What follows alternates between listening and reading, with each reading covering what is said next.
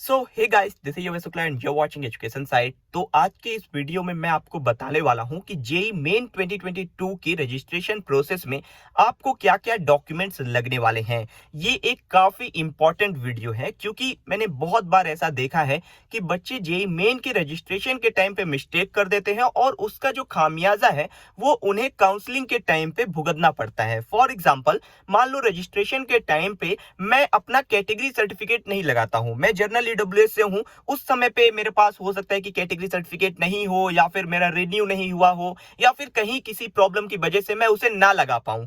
तो रजिस्ट्रेशन में मैंने कैटेगरी सर्टिफिकेट नहीं लगाया। अब रजिस्ट्रेशन के बाद जब मेरा एग्जाम हुआ, एग्जाम के बाद रिजल्ट आया और रिजल्ट के बाद जब काउंसलिंग होगी तो उस समय पे मुझे ये अंदाजा लगता है कि अगर मैंने ईडब्ल्यूएस का सर्टिफिकेट लगा दिया होता तो मुझे जितनी भी रैंक आई है, मान लो 30,000 रैंक आई है, तो 30,000 में मुझे एक बेटर कॉलेज मिल सकता है as compare to general category.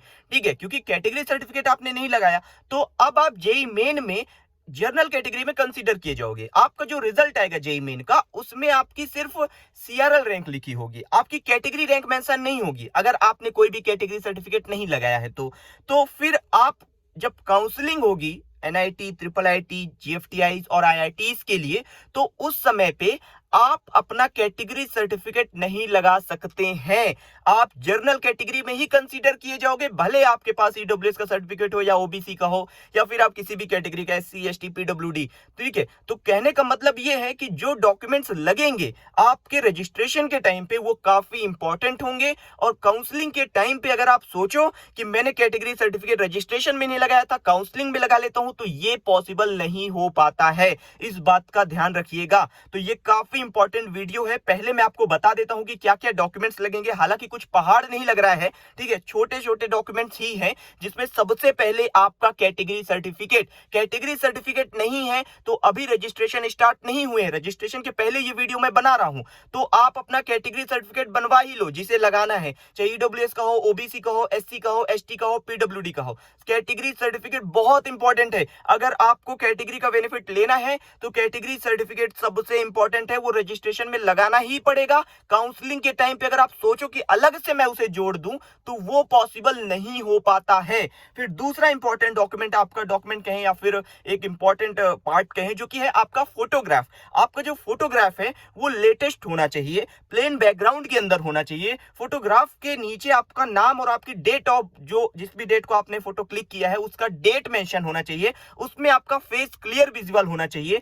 आपको उस फोटोग्राफ में मास्क नहीं लगाना है और वो प्रॉपर रेशियो में होना चाहिए। तो फोटोग्राफ लेटेस्ट हो और जो इंस्ट्रक्शंस मैंने बताए हैं उसे फॉलो करता हो, तभी वो अप्रूव होगा रजिस्ट्रेशन के टाइम पे।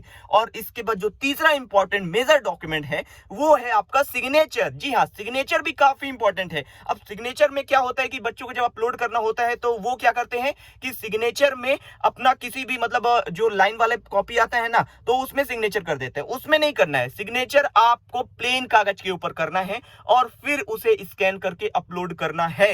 इस बात का ध्यान रखिएगा। रजिस्ट्रेशन के टाइम पे मिस्टेक मत करना। मिस्टेक करोगे तो उसका जो खामियाजा है वो लंबे वक्त तक देखने को मिलेगा। ठीक है, इस बात का ध्यान रखना। और अगर आप आपने क्लास 12 पास कर लिया है तो आपको क्लास 12 की डिटेल्स फिलअप करनी है। अगर आपका क्लास 12 चल रहा है तो 12th आपको वहां पे रनिंग का ऑप्शन आएगा, वो डाल देना है।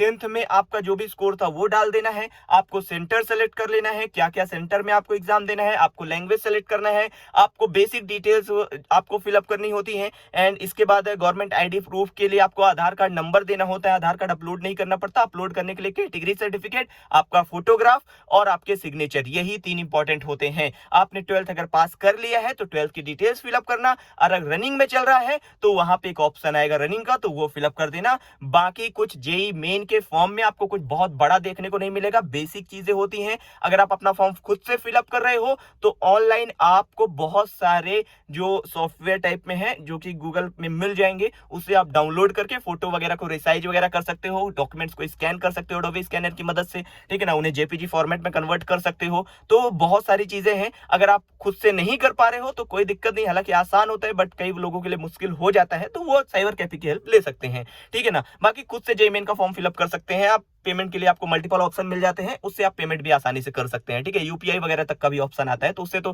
पेटीएम वगैरह से सब लगभग सभी यूज करते हैं, तो आसानी से पेमेंट हो जाएगा। ठीक है, तो ये मेरा वीडियो पूरा बनाने का मेन मोटिव ये था कि कैटेगरी का अगर बेनिफिट लेना है तो रजिस्ट्रेशन के टाइम पे ही लगा देना, नहीं तो वो बाद में आप नहीं लगा पाओगे, क्योंकि आपके पास उस समय कैटेगरी रैंक ही नहीं होगी तो किस बेसिस पे काउंसलिंग होगी। ठीक है, आप जर्नल में ही कंसीडर किए जाओगे। और अपना फोटोग्राफ क्लियर रखना, जो इंस्ट्रक्शंस बताए हैं वो फॉलो करता हो, और सिग्नेचर जो प्लेन पेपर है उस पे ही करना। ठीक है ना, तो ये कंप्लीट इन्फॉर्मेशन है। तो मैं मिलता हूं दूसरे वीडियो पर दूसरे अपडेट के लिए, तब तक के लिए मैं चलता हूं, मुझे दीजिए इजाजत। जय हिंद। इस चैनल को सब्सक्राइब जरूर कर लेना, नोटिफिकेशन बेल को प्रेस कर लेना, क्योंकि हमारे चैनल पे आपको जो एनआईटी, ट्रिपल आईटीज है और जेएफटीआईज है, जो स्टेट कॉलेज है, उनका रिव्यू देखने को मिलेगा। पूरा रिव्यू डिटेल में, लगभग 15-15 मिनट की वीडियो होंगी। एंड जेई मेन के लिए अपडेट आपको मिलता ही रहता है, एडवांस्ड के लिए अपडेट मिलता रहता है, और आपके काउंसलिंग के टाइम पे ये चैनल आपकी काफी हेल्प करेगा। तो मैं मिलता हूँ दूसरे वीडियो पर। वीडियो 6 मिनट की हो चुकी है, तब तक के लिए चलता हूँ, दीजिए इजाजत। जय हिंद।